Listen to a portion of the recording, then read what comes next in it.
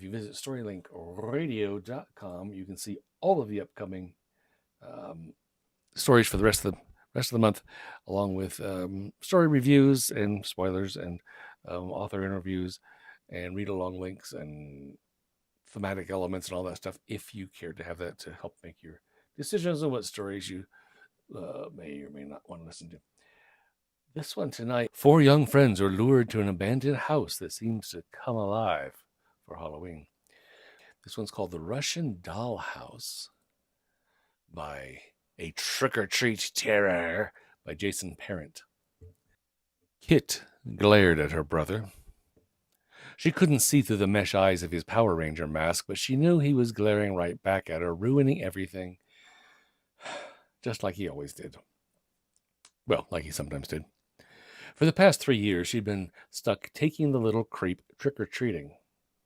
Okay, she didn't mind taking Cole, actually Nicola, but their parents, who'd adopted to name them Nikita and Nicola in the first place, had tired of having 2 children respond to the first syllable nickname, so they'd moved on to the second. In fact, she'd enjoyed dressing up with him, and together they'd cultivated an entire patch of plastic pumpkins gorged with candy.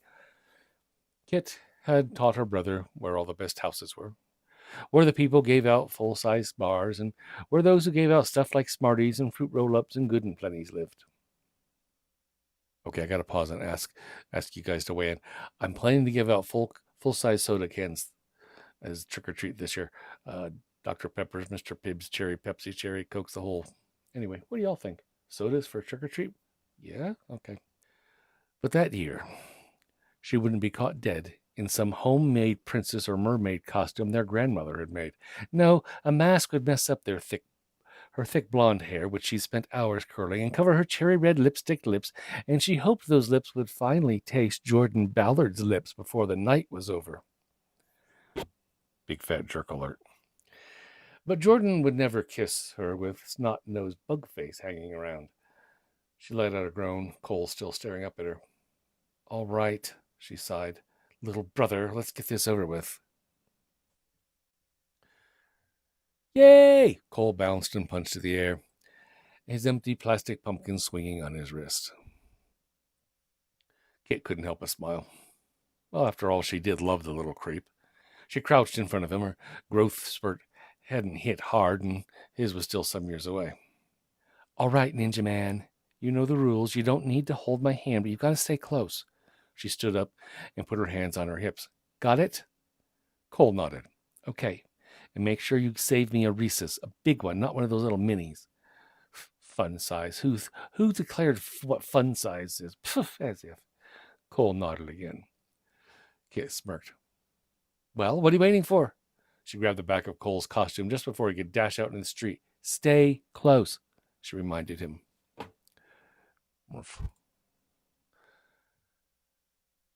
The street was empty of cars, but loaded with trick-or-treaters. Halloween's heyday had returned to their neighborhood as new families with young children moved in all around their house.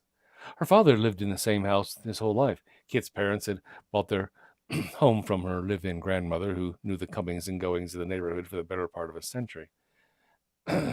Neighborhoods have short memories, Kit's dad had said, recounting how Halloween had died there when he was a kid after some children, the urban legendary Alderman twins, and a couple other kids whose names and genders changed with each telling went missing. That you are, darling, that you are. Kit took in the bustling street. This might be the busiest Halloween ever.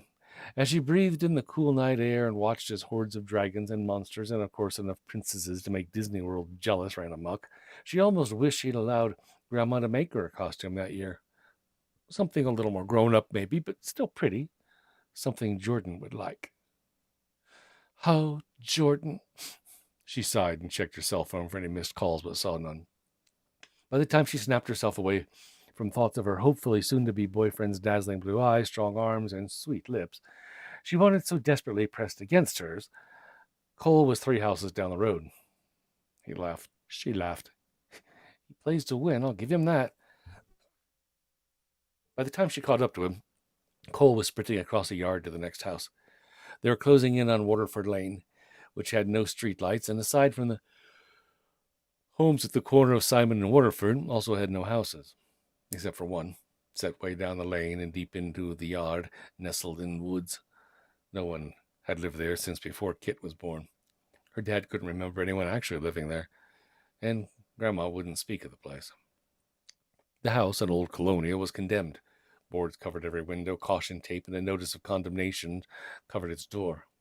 Its wood was the color of ash, shaded in such a way that made the house loom darker than the night itself on that unlit lane. Every teenager had seen it. Most had been dared to enter it, but as far as Kit knew, no one had ever in fact entered it. Even the homeless people downtown chose bus shelters and park benches over squatting there. Why the house had never been torn down was anyone's guess, but Kit aligned herself with the theory that it was some kind of historical landmark or something. For trick-or-treating purposes, Waterford Lane marked the turnaround point. Kit and Cole would work their way back up the other side of the street, then bear left on Kinsey Road. As they approached the quiet lane, husks of leaves clattered across the pavement, breaking apart in the cold wind. The last streetlights on Simon flickered and hummed, occasionally crackling like a bug zapper. Beyond was pitch-black landscape under barren pines that stabbed at the sky. Muggins? The Muggins? Hello, Jacqueline. Hello, Jem. And Toph. And Zaphod's back. Yay. Somewhere behind those dying sticks, somewhere beyond where the lane curved and came to its dead end, the abandoned house squatted in isolation. The thought of it sitting there, somehow conscious of Kit's nearness, sent a shudder through her. Rawr! Kit yelped, her heart leaping against his cage. She turned and faced a small, rail-thin boy in a rubber werewolf mask. Tilting her head to the side, she said, "Buzz off, Pedro." Pedro pulled off his mask, revealing a smile loaded with metal. "Oh, I got you. I got you good." "Oh, don't mind him," another boy said, approaching from behind her. "His parents keep him in a cage most of the time, so he doesn't get out much." "Jordan!" Kit almost clapped, but focused instead on wiping the goofy grin off her face before turning around. She bit into her lower lip and looked up shyly, unable to meet his gaze for long before having to look away. "Hi, Jordan," she said, her voice barely more than a whisper. She swayed her shoulder forward and back as she twisted on her toes. When she found the nerve to look up again, Jordan was only inches from her. A sophomore and already varsity, he looked clean and beautiful in his yellow and black letterman's jacket. At his elbow stood that witch, Melissa, with all her tats and piercings, making her look like a punk band's groupie or a horror movie reject. She was forever hanging at Kit's man's heels, always trying to steal Jordan away from her. If she hadn't thrown up a timid wave, Kit might not have noticed Tabby, who was cuter than a mouse and quieter than a dead one, hanging back like she always did. With her glasses and short straight hair, she looked a lot like Velma from Scooby-Doo, and the thick turtleneck she wore did little to distance her from the comparison. She'd been Kit's best friend since kindergarten, but Kit was starting to wonder whether Tabby was holding her back in her quest for freshman class status and Jordan's undying love. What? Kit's voice squeaked. "What are you guys doing here?" Jordan smiled, his 2 rows of perfect teeth glistening in the moonlight. "Well, we're heading in your direction. We thought we'd surprise you." "Yeah," Pedro said, pulling his mask back down. "We're seeing what kind of mischief we can get into post-mischief night." He held a plastic bag open in front of him, revealing a carton of eggs. "We're going to egg that old house at the end of Waterford." "Why would you egg that house?" Cole asked. "Nobody lives there." Kit frowned, remembering her charge. How long he'd been standing there listening, she didn't know. "See," Melissa laughed. "Even the little kid's smarter than you, Pedro." Pedro snatched a plastic pumpkin right out of Cole's hand. "What do you got in here, kid? Anything good?" "Hey!" Cole whined and reached for his pumpkin. "Give that back." Hold on. Pedro pulled out a Three Musketeers bar. "I'm just going to take one. Three Musketeers, see? Nobody likes them anyway." Kit glowered. "They're actually his favorite, Pedro." "I'm sorry," Pedro mumbled as he jammed the whole bar into his mouth. He gave the pumpkin back to Cole. "I can't help it. I'm always hungry." "You maybe have a tapeworm, Pedro," Cole said, still sulking and shifting through his candy bowl. "I don't have tapeworm." Kit crossed her arms and studied her classmates. "So what are you really doing here?" Jordan pointed at Pedro. "He's going to egg that house. He said, throwing his thumbs over his shoulders, "just want to check it out. Want to come?" He raised an eyebrow in a way that always made butterflies in her stomach multiply through mitosis, or was it meiosis? Like she'd learned in biology class. She could feel them fluttering and thoughts that she would die right then and there if they gave her gas. That witch Melissa would probably tell the whole school. I can't, Kit pouted. I have to watch Bugface. I'm not Bugface. Cole raised his fist. I'm Power Ranger. Kit turned to Tabby. You're up for that? Not really. Tabby squinted and grinned in a way that made her look as though she were in pain or related to Robert De Niro. Just didn't have anything else to do. She looked at Jordan and raised a finger. One moment.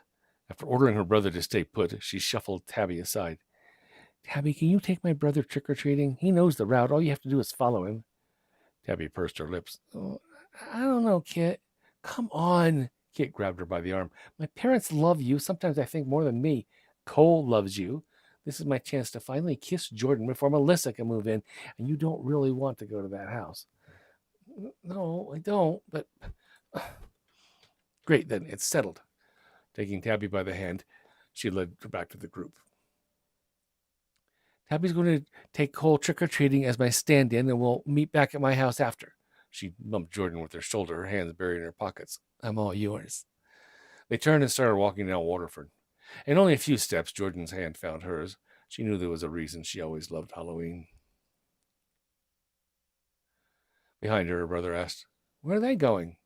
Oh, just down the street, Tabby answered. They'll be back in a bit. In the meantime, you and I are going to fill that pumpkin to the brim. Don't worry, I got extras. His voice barely audible, Cole said. But they shouldn't go that way. Grandma says we should never go that way. Kit smirked and looked away, a twinge of guilt spouting as she pawned off her responsibility for her brother. At least she knew Tabby would take good care of him. They walked in silence under a giant moon, a massive golf ball falling toward an earthen fairway. Kit kicked rocks over the cement, her sweaty fingers interlocked with Jordan's. Pedro spoiled the moment by sprinting ahead, howling at the moon like a werewolf he purported to be. He ran far ahead, rounded the curve in the lane, disappeared behind the trees. Then he fell silent. Pedro? Kit called. No answer. Oh, he's just trying to scare us, Melissa said. It never gets old to him. Yeah, Jordan chuckled. The jerk's got like 100 hiding places up there. We'll never be able to guess which tree he'll jump out from behind. Though Kit couldn't say why, Pedro's silence bothered her. She knew Jordan and Melissa were probably right. Pedro was always doing stupid stuff. He just spent last week in detention for bringing a tarantula to school and nearly giving arachnophobic Mrs. Taylor a heart attack. Not to mention Jordan, who'd tried to act as tough but apparently suffered from the same affliction. She half expected to hear him breaking out, giggling and howling like a madman as he jumped out at them. But she didn't hear so much as a twig snap up ahead. Then she understood what had unnerved her. It wasn't that Pedro was silent. The entire woods was a vacuum of void of sound beyond their footsteps and the sizzle of hot breath on cold air. The world was still, maybe frozen. It was the first time Kit noticed the cold. The night darkened. The trees seemed to jet higher as they neared them, lancing out the light. Moonlight cast the lane in shadows of blue that reached over the grass to the tree line where black swallowed everything. Kit leaned in closer to Jordan, who let go of her hand and placed his arms around her. She shuddered. It's cold. Maybe we should head back. Just a little farther. He gave her a squeeze. Let's let Pedro have his joke, and then we'll head back. What's so magical about this house, anyway? Melissa asked, coming up alongside Jordan. Look, I know you just moved here last year, but I'm surprised you never heard about it. Jordan hunched, beckoning the others closer as if he had to tell was some big secret. The house is a local legend. Long story short, some kids went missing something like 30 years ago and were supposedly last seen entering this house. Do you believe it? Melissa battled her eyelashes and feigned interest in a way that Kit wanted to stab her. Nah, Jordan scoffed. Every old house earns a story if it's allowed to sit empty long enough. They continued on around the bend where Pedro stood. His back was to them, the long ears of his werewolf mask sticking out like an antenna from the mat of black hair. He wasn't moving. A few steps closer, and Kit saw why. The old abandoned house no longer looked so old or abandoned. It had been done up for Halloween, a spectacle to rival an amusement park attraction. In the long yard before it stood row upon row of gravestones, mechanized zombie arms reaching from several of the graves. Mausoleums stood on each side of the path leading up the house's front porch. The door to the structure on the left cracked open, the green fingers curled out around it, only to retreat into the darkness as the door slammed shut again, the process repeating on a loop. Screams came from the mausoleum on the right. What looked like blood ran down a solitary window. Wilted flowers swayed in the sill beneath it. On the porch, an empty swing rocked. Yarn cobwebs decorated every crook and corner. Their supposed owners, fat black rubber spiders the size of bowling balls, yo-yoed on springy string. Skeletons rattled in the windows, their jaws slowly unhinging, then snapping shut. Holographic bats circled from a chimney with a small plume of smoke rose. Every so often a witch would cackle or a chainsaw would buzz from somewhere inside the house. What looked like a real black cat tiptoed across the porch railing. This sounds like Rick's neighbor's house. What is all this? Melissa asked. I thought you said it was abandoned. It's so beautiful, Pedro said, dropping his bag. I don't even want to egg it anymore. Kit just stared dumbfounded. Something was all wrong about the house. She hadn't seen any trucks come by, hadn't heard the sounds of any renovation. The shape of the house seemed the same, but it was no longer falling apart. It was as though some wizard had made what was old new again with the wave of a wand. And all the decorations. Why? I've been waiting for someone to show up, a boy called from his seat on the porch swing. Where did he come from? Jordan asked no one in particular. He stared at the boy with what looked like wonder.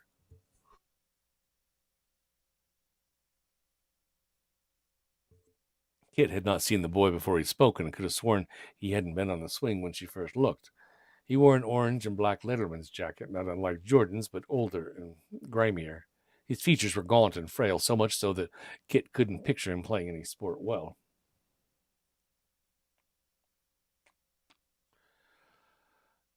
I've been waiting here a long time, the boy said. My friends have already gone in, but I had to wait for the next group. Now that you four are here, though, we all should be able to get in. Get into what? Pedro ran up the steps and past the boy. He peered into one of the windows. Is this like some sort of haunted house? How much does it cost? The front door swung open, revealing an empty foyer with a polished wooden floor, unadorned except for a large candelabra hanging from the ceiling. Each candle emitted a warm orange glow. Cost? The strange boy laughed and waved them into the house. Well, you don't need any money to get in. Just step inside. Kit held Jordan's arm a little tighter. I'm not sure we should check in, Melissa said, twirling across the threshold with Pedro right on her heels. But that boy, he doesn't look right. Jordan squeezed her back. He's just part of the show. This isn't right. I mean, what's this place doing out here? Why would someone put a haunted house way out here? Why didn't any of us know about it? Come on, Jordan said, pulling her forward. It says Pedro written all over it. You know his parents are loaded and basically give him everything he wants. Anyway, it could be fun. Jordan escorted her into the house. As she passed the boy at the door, he offered her a worm-lipped grin. Though she didn't hear his footsteps follow her in, she could sense his presence, as heavy as a rain cloud right behind her. The door creaked shut. At the sound, Kit spun around and nearly fell atop the boy who had been inches from her back. He smelled of dust and something stale, like old sweat with a metallic undertone. His eyes, deep navy pools, were looking at her, or maybe through her. Dude! Pedro bounced forward and pointed. Check it out! As if spray-painted by an invisible hand, a circle appeared on the floor, red and running like blood. Spatters dotted the wood inside and outside the circle's sloppy curve. Kit's pulse quickened as the invisible spray painter continued its artwork, drawing within the circle. Melissa threw back her hair with mouth agape. How are they doing it? So cool, Pedro muttered. Jordan put his arm around Kit and kissed her temple.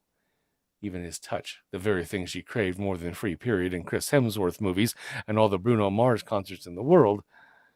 Yes, even his touch went barely noticed as she watched the floor paint itself. The effects looked so real. They looked too real.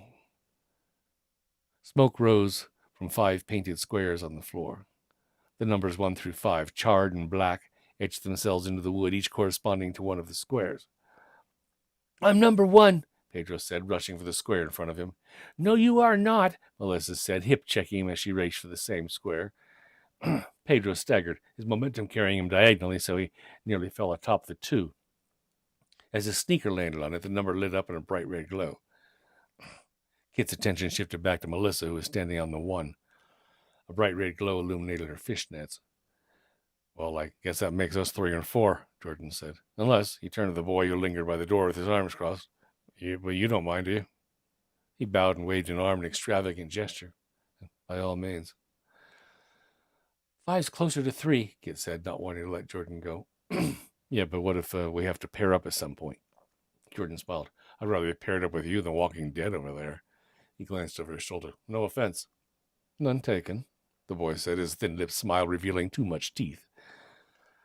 After a moment's hesitation, Kit relented. She walked over to the 4 and watched it light up. As Jordan took the 3rd spot, he said to the boy, well, if you're going to be joining us, we might as well know who you are. I'm Jordan. That's Kit, Pedro, Melissa. He pointed at each in turn. The boy made no response. Instead, he stepped on the 5. Kit raised an eyebrow and tilted her head at Jordan, who shrugged in response. After a second, he asked the boy, what's your name? The boy's brow furrowed and he frowned.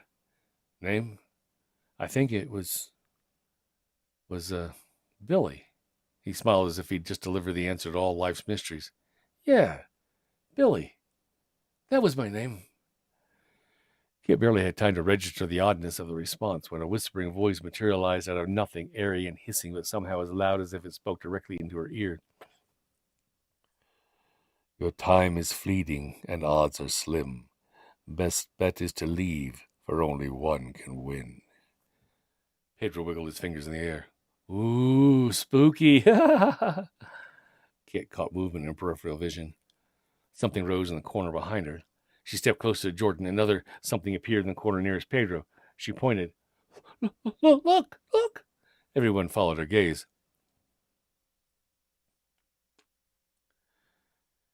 There's another one over there. Pedro took a step toward the growing shadow. Melissa said, pointing to the left. What are they? Kit spun around, spotting a rising shadow, then another and another. There's one in every corner. Nobody moved. Nobody said a word. As Kit watched the black mass swell and her own unease swelled with it, she shrank back into the room's center. The things in the corners emerged out of the walls and floor. Unblinking, Kit watched one take form, 2 black comets with tails dangling from his head like prongs in a jester's cap. An idea came to mind, and with it a cry rose in her throat. She swallowed hard to keep from spewing out antenna. At first, Kit thought the creatures might be giant roaches, but their bodies were too wiggly and shapeless. They rose slowly but continuously, reaching a height of over 6 feet. The one nearest Kit slowly turned. She gripped Jordan's arm a little tighter, her feet frozen to the ground. Pedro, either the bravest or the dumbest, stepped closer to one of the creatures. It fell onto its belly and slithered, like some giant slug or snail or worm or other creature with no business being as big as it was. Pedro inched closer. The creature rose, revealing an orange underside lined with 2 rows of stubby conical protrusions that looked like the bottom of an egg carton. Several of the protrusions leaked a substance resembling snot, none more so than the 2 at the head of the creature, set where Kit imagined the thing's eyes should have been. Aside from the antenna and those 2 leaking pustules, the caterpillar snail thing had no recognizable facial features. Not until it rose over Pedro and a vertical slit between his running nostrils opened to reveal a shark's maw turned sideways, lined with rows and rows of pointy teeth. Pedro raised a finger. Don't touch it, Kit said, struggling to get the words out. Pedro didn't listen. He pressed his finger into the creature's belly. It's spongy. One of the protrusions above his finger gurgled and spat mucus onto his hand. He stepped back and shook it off. Ah, gross! The creature's head reared back. Its top 2 protrusions were swelling up, the nostrils opening wider. Kit heard the creak of a door and turned around just in time to see it close. The strange boy was gone. When she looked back at Pedro, the creature in front of him moved backward like a film played in reverse. The others returned to their corners and disappeared. That was so cool, Pedro laughed. Melissa ran after one and stomped the floor where it had retreated. The sound of solid wood answered. It's like it was never there at all, she said, trembling with excitement. Some kind of projection? But I touched it, Pedro said. Didn't feel real, though, rubbery, like the stuff they used to make monsters in old movies before special effects got good, like Jaws and E.T. Still, pretty neat. Guys, Kit said, trying to keep her voice from shaking, where'd that kid go? Pedro sniggered. Probably got scared and ran off. Was. What happened to the windows? Kit asked. What? Jordan squinted at her. She ignored him and ran to the front door. There were windows here. She pointed at the wall and beside it. She turned around. Pedro, don't you remember peeking through one? Yeah, but I was outside. I couldn't see nothing. Now I see why. Walled over on the inside. Nice touch. But wait. Pedro's mouth dropped open. He stared past Kit. What? Kit turned around. The door was gone. Above, the candelabra brightened, and they observed that chamber had no windows and no doors, which offered them a chilling challenge to find a way out. Then that strange voice echoed off the walls. To carry on, your herd must thin. 5 to 4, but only one can win. Your chance to leave has now departed. The worms must feed. Who will be discarded? A door appeared on the opposite wall from where they entered. It slowly opened, revealing a room cloaked in darkness. I don't like this anymore, Kit said. She ran to the back wall and pushed on. She might as well have been trying to move a mountain. Looks like there's only one way to go, Jordan said, a quaver in his voice, his smile not beaming its usual confidence. This is so cool, Pedro said, rushing through the open doorway and vanishing into black. Melissa shrugged. I have to admit, it kind of is. She followed Pedro. Come on, Jordan urged. It doesn't look like we have much choice. There's got to be another exit, Kit pleaded. It's like a fire hazard or something if there isn't. The irony of expecting a condemned building to be up to code was not lost on her. Still, she stared up at the ceiling. Bouncing on her toes, she examined the cracks in the walls for tiny cameras, a secret panel, anything that might reveal the operators of the attractions or the emergency exit. I want to get out now, she called. I've had enough.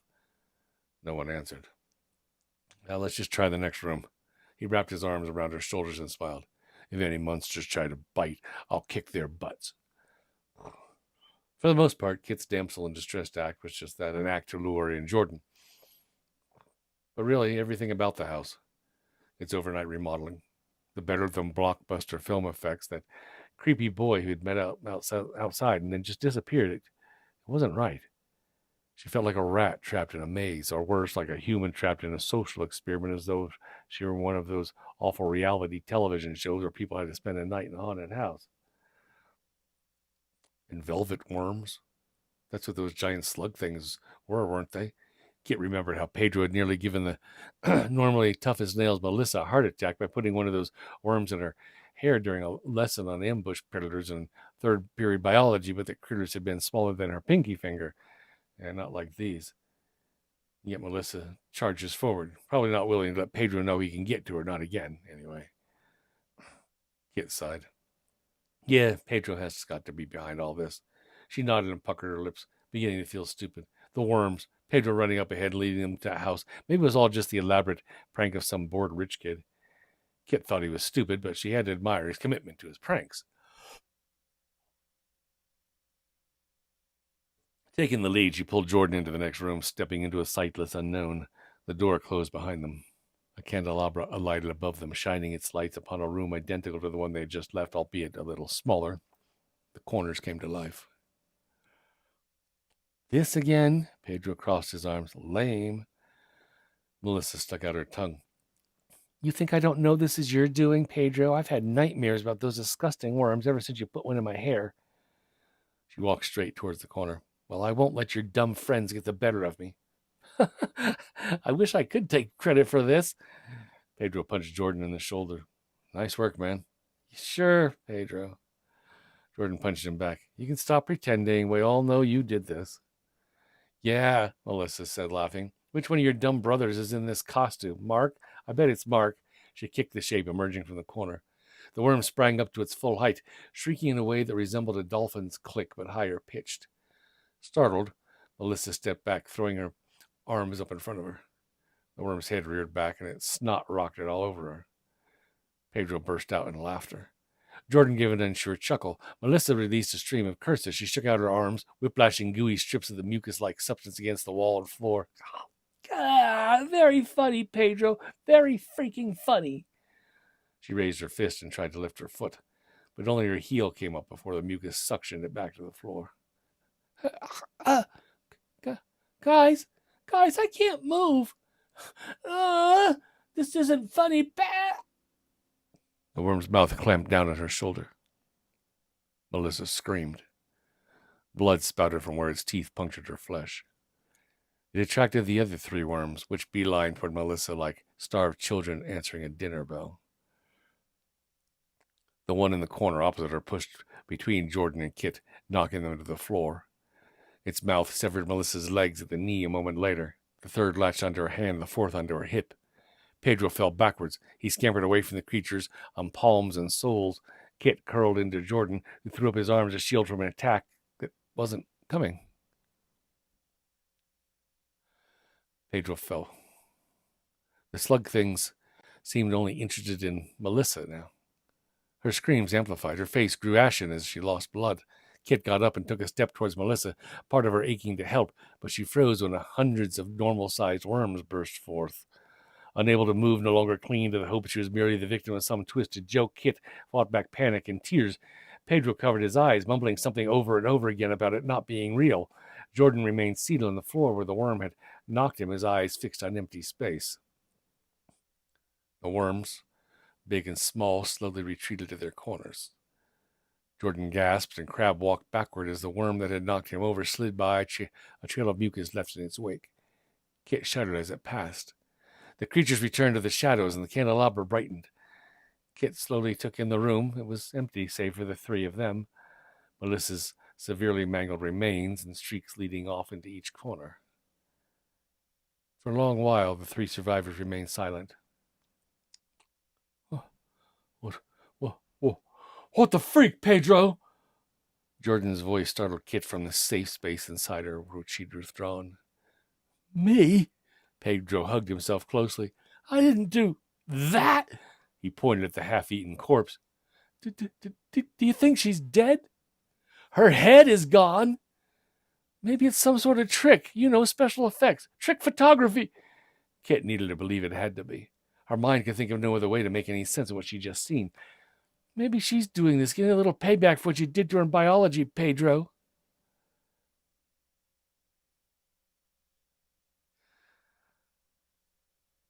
That was just a joke. Pedro paced the room. As he ran his fingers through his hair, he knocked a mask he had perched on top of his head to the ground. He didn't seem to notice he'd done it. Those things are harmless to humans. Do they look harmless? Jordan said, taking a step toward the body. This is no trick photography, Kit. He ran his hand over his milky face. They took her head. Something about the boy's panic made Kit angry but surprisingly calmer. Look, let's just think for a moment. We don't know. A door appeared in the wall opposite them. She spun around and saw the door they had passed through earlier was gone. 4 down to 3, all wrapped up for the bin. Have they figured out yet? The way out is in. The mannequins dance with each move you make, yours to control, whose life they will take. Who are you? Kit circled the floor. What do you want from us? The door opened. Kit peered into the darkness that awaited them. What do we do? Pedro asked. How should I know? Jordan answered. He frowned, then gasped. Wait. He patted himself down as if bugs were crawling all over him. At last he pulled a mirror out of his back pocket, tossed it aside, and then pulled a phone out. After staring at the screen and hitting a few buttons, he threw it against the wall. What? Kit pulled her own phone from her pocket. The screen was black. She tried to power it on, certain she'd charged it before leaving the house. The phone remained dead. What the hell? Mine too, Pedro said. It's like this place just sucked the life right out of it. Jordan took a deep breath. Maybe we should just wait here. This room seems safe enough now. Safe? Pedro threw up his arms in disgust. What if those things come back? I don't know about you, but I'm not sticking around to get eaten. He started toward the door. Wait, Kit said, grabbing his arm. He shook it free, but she stepped in front of him. She raised her hands, palms out, showing him she meant no harm. I think Jordan's right, Pedro. Think about it. That voice we heard, those stupid rhymes, it's like we walked into some sicko's game. So far, we've only made it to the next room when one of us left the group. I'd hardly say Melissa left the group. Pedro's nostrils flared, his eyes darting about the room. In fact, parts of her are still right here with us. You know what I mean. Kit took a deep breath. That creepy kid left the first room, and we moved on to the second. Melissa died in the second room. Whoever's doing this wants us to move on to the third. I say we stop playing a stupid game and just wait here for the police to come looking. But we only have to wait a few hours tops before my parents get worried and coerce Tabby into telling them where we went. She nodded, her chin quivering. Tabby's no good at keeping secrets. Sounds right to me, Jordan said. Pedro paced a moment longer, then stopped. Yeah. Okay. The rumble came from behind them. The back wall began to move. Jordan ran to it, followed by Kit and Pedro. Together they pressed their palms flat against it and pushed off their toes with all their might. The wall's progress never halted. When the wall had cut the room in half, the three gave up. Jordan wiped his brow. Looks like we don't have a choice. He looked at Kit. Yeah? She nodded. This is so messed up, Pedro said, turning toward the door. Jordan took Kit's hand. Kit took Pedro's. Side by side, they squeezed into the next room. The end. Wait, that's not the end. It's just time to drink. There we go. In the next room, a candelabra had lit up the darkness. The room was noticeably smaller than the last, no bigger than an average hotel room. Seeing that it was empty, they walked to its center. Kit examined the corners. 1 second, she saw nothing. In the next, thin wooden mannequins appeared in 3 of the 4 corners. The corner matching where Melissa had died remained empty. The mannequins' arms ended in bayonets. Their faces, as bald and smooth as the rest of them, somehow seemed to be looking at them. Guys. Kit let go of the boy's hand and blocked their paths with her arms. Don't move. Mannequins. Pedro's breath came short and fast. Why did it have to be mannequins? It's like whoever's doing this knows our biggest fears. What do you mean? Jordan asked. When I was little, I played hide and seek with my mom at a department store, except she didn't know I signed her up to play. I hid in the center of one of those circular racks and stayed real quiet. Eventually, I nodded off. My mom thought I'd been kidnapped. When I finally woke up, the place was empty. All the lights were off. I went up to the first person I saw to ask where my mom had gone, but the person had no face. I screamed and ran, only to bump into another faceless person. Mannequins, of course, but I was too young to know better. It really messed me up, man. I hid until an employee found me the next morning crying in a break room cupboard. I've been scared to death of mannequins ever since, just like Melissa was afraid of those worms. That's, Jordan scratched his head. That's impossible. How could they know that? Is it? It's this house, man. It's always been messed up. And it knows, man. This house knows everything. You're not making any sense. I bet that boy is doing this. That stupid poet's voice even kind of sounds like his. How could the house... Shh. Kit had only been half listening. While the meatheads were talking, she had been studying the mannequins and their slight and sporadic movements. With a theory in mind, she swung her arm. The mannequin in the front corner lurched forward. Pedro jumped. The mannequin in the back left corner took a step toward Jordan. Jordan slowly backpedaled away. The mannequins in the back right corner charged at Kit. Nobody move! Nobody move! To Kit's surprise, the boys actually listened. She let out a breath. It's like the limerick said. When we move, they move. We're controlling who they kill. How do you know that? Pedro asked. I was watching them from the start. If I'm right, when I move, she gestured with her eyes toward the mannequin closest to Pedro. That mannequin moves towards you. Gesturing again, she said, when you move, that mannequin moves towards Jordan, and when Jordan moves, that one moves towards me. So what do you think? What do you think we should do, Kit? Stick to the original plan. She relaxed her arms. Nobody move. Girls are so smart. Pedro ran his fingers through his hair. One of the mannequins inched toward Jordan. No, I don't like this. He began to pace. Stop moving, Kit shouted. She took a step towards Pedro. Guys, Jordan said, his palms in his hands, we all need to calm down. Calm down. Pedro scowled, still pacing. Easy for you to say. What's to stop you two from teaming up on me, huh? First that kid vanishes, then Melissa's head gets bitten off. I know I ain't doing this. Even if you're not behind it, I can see the looks you two give each other. You're planning something. He paced faster. You're planning on making it to the next room without me. As he paced, the mannequins drew closer. Kit hadn't noticed just how close the one behind Jordan had gotten until the mannequin's arm drew back to strike. She sprinted the 4 steps between her and Jordan and tackled him to the ground. 2 people screamed as she landed on top of her would-be boyfriend and realized one of them had been her. Blood dripped from a gash along the back of her head where both hair and skin had been snipped. What remained of her blonde curls quickly darkened and matted. She looked down at Jordan, who stared up past her, his eyes wide in terror. He didn't move and didn't make a sound. After a moment, through pursed lips, he whispered, It's right above you.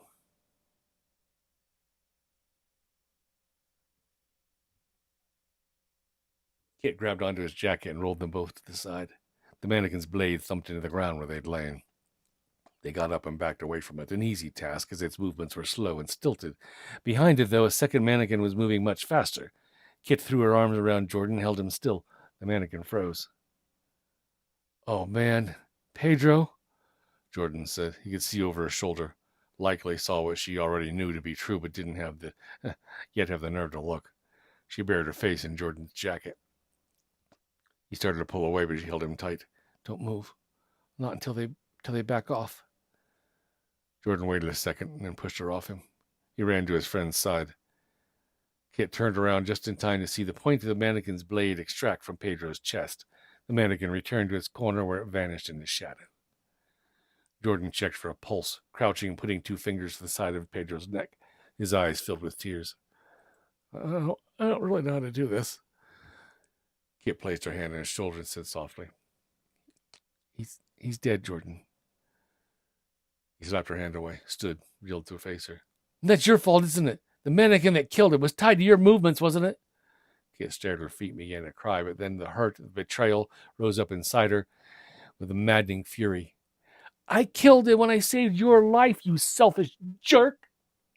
Told you. The anger melted away from Jordan's face. His cheeks flushed red. I'm sorry. He stepped toward her. How's your head?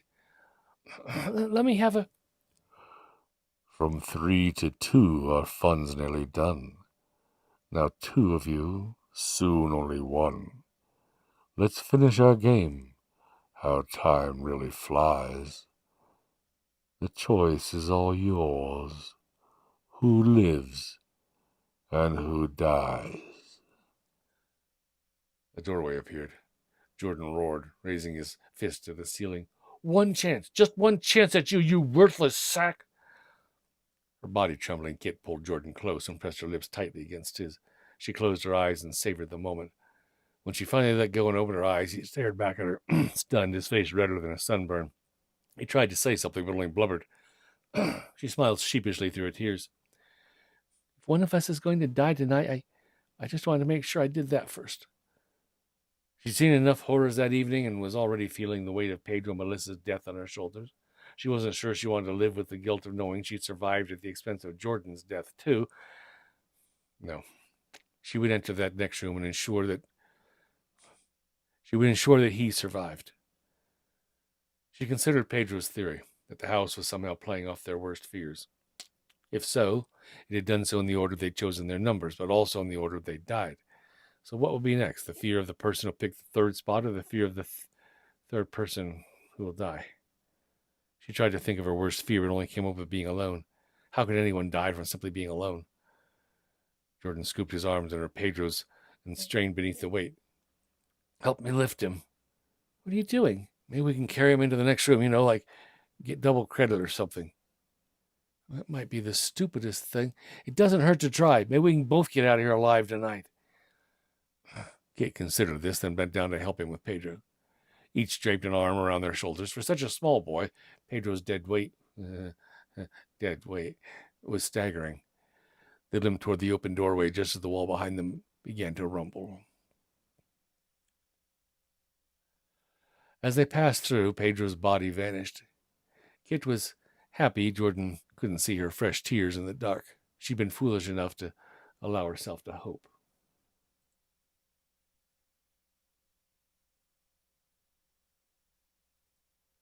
The room brightened in a sort of blue-white glow, though Kit could see no light source.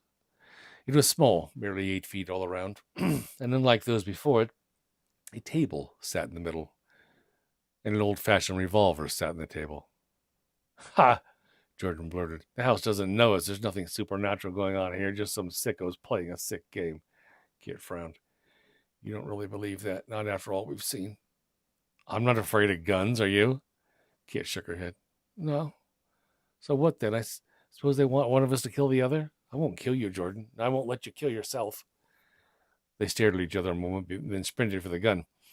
Kit almost had her hand on it when Jordan swiped it right from under her. They stepped away from the table, Jordan with the gun out at his side. The chime of an old grandfather clock echoed through the room, followed by an unnerving tick-tock, tick-tock, tick-tock. If time runs out and no one's dead, then twice as much blood will shed. Jordan shook the revolver at the ceiling. Up yours! Give me the gun, Jordan. Kit held out her hand. I'll make this easy for you. I don't want to live if it means having to kill you anyway. No, Kit, you're going to live. He closed his eyes and put the gun under his chin, then to his temple. Tears streamed down his face. The revolver rattled in his shaking hand. What's the best way to do this? Kit walked over to him. She took a deep breath, tried to hold herself together while her own tears fell as she grabbed his hand, held it in both of hers, brought the barrel of the gun to her forehead. Jordan pushed her away. Stay back! Again he raised the gun to his temple. The clock began to tick faster. Jordan groaned and gritted his teeth. His shoulders heaved as his eyes squeezed shut. He held his breath. Then he released the air. His shoulders relaxed and the gun swung at his side. A second later it was back at his temple, Jordan again trying to summon the courage to do it. The clock ticking grew louder and faster. Tick-tock, tick-tock, tick-tock, tick-tock. He roared. Every muscle of Jordan's body tensed as his fingers danced on the trigger. Again he failed to shoot. His gun hand fell by his hip.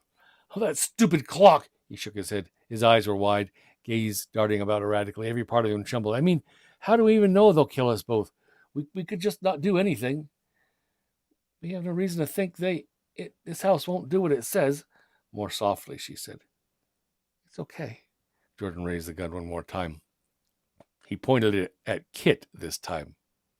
Again, told you. I'm sorry, Kit. It's just that I already have Ohio State and Michigan scouting me.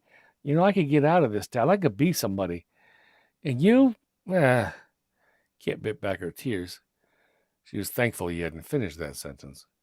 She was getting what she wanted, but that didn't make his words, that the knowledge she'd been so wrong to care for him, hurt any less. The gun clicked. Kit opened her eyes. Jordan stared at the revolver in wonder. It's empty. The cylinder dropped open. A wave of tiny red specks poured out from it. A second wave poured out through the hammer. He howled and dropped the gun. It hit the ground, exploded into thousands more of those tiny red specks, which all seemed to flow directly towards Jordan's foot.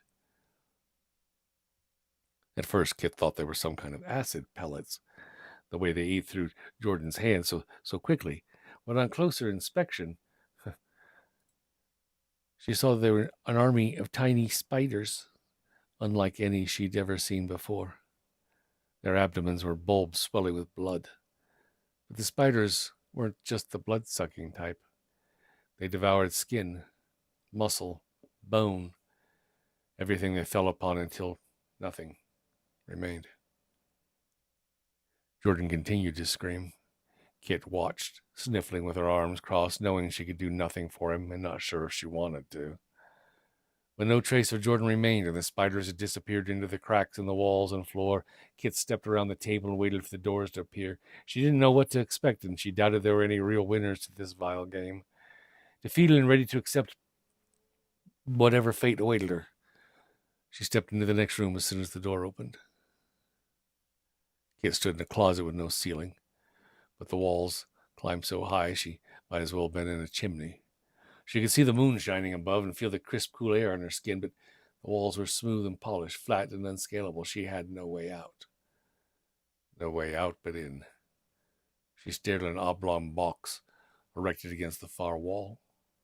She knew what it was and had a feeling who it was meant for. "Come into my world and sleep till the night, when youth has the will and their number is right." "The house needs new blood." Kit jumped. The strange boy they'd encountered at the house's entrance stepped past her and stood in front of the coffin. "I'm sorry," he said, turning to face her. He fell back onto the coffin lid and then threw it, and he was gone. He was just gone. The coffin lid swung open. Kit couldn't see what was inside. She approached. When she was a foot in front of it, she could see the withered husk of a corpse set against the back wall. The letterman's jacket it wore read Alderman across its right lapel. Under it, someone had embroidered a tiger rearing up on its hind legs, its teeth and claws bared. Kit ran her finger over it. She had seen similar insignia in her school's trophy case. We were the Tigers before we were the Yellow Jackets, but that was before I was even born. The corpse pitched forward. Kit stepped out of the way. When it hit the ground, it vanished in the dust. Not even the jacket remained. Kit felt nothing. No sadness, no pain, no fear. Only defeat. She stepped into the coffin. As the door closed behind her, she leaned back, closed her eyes, and drifted into sleep. Halloween, 10 years later. Cole had made a point not to go out for Halloween ever since his sister and her friends had gone missing. He told his parents and the police where they'd gone, and Tabby had backed up his story, but the police had searched the old house in and out and found nothing. Not knowing had been the worst part. All those years went by without word or evidence of what might have happened to his sister whom he loved above all others. But the house remained, a monolith to his loss. It had no right. So when Cole convinced 3 of his new high school friends that they should all go over to that creepy haunted house on Waterford Lane on Halloween and totally trash it, he did so with the intent of finding some sort of closure. In truth, he planned to burn the place to the ground. Seeing the house and yard all decked out in Halloween decor floored him. It excited his friends, but he wanted nothing to do with it. Nothing, that is, until he saw a girl standing on the porch. "Come one, come all, into this house of fright. Will the brave step forward and embrace the night?" The words were nonsense. Seemed spoken directly into Cole's ear. And the voice, the voice. It sounded a lot like his sister's. The Russian Dollhouse by Jason Parent.